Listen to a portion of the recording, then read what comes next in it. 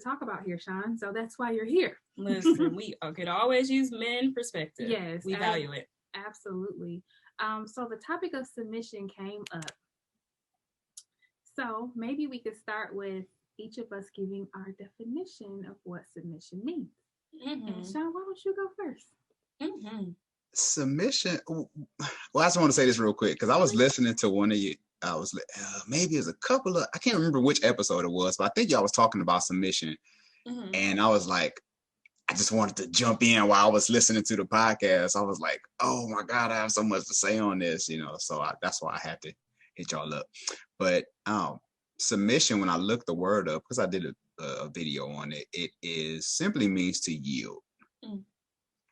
And of course, we always look at submission as just this, I'm better than you, you submit to me, that whole power dynamic. But it means to yield. And when I think of yielding, I think of when I'm on the street driving, I see a yield sign. There's oncoming traffic. You run to the yield sign. It doesn't mean stop. It just simply means slow down. There's oncoming traffic. Just pick your space. Like have enough discernment to pick which lane you're going to jump in. And then once you get into that lane, then you just flow on with the rest of traffic. So I'm looking at that in a relationship as either one of us. It doesn't have to be, the woman just submit, because scriptural, says submit yourself one to another.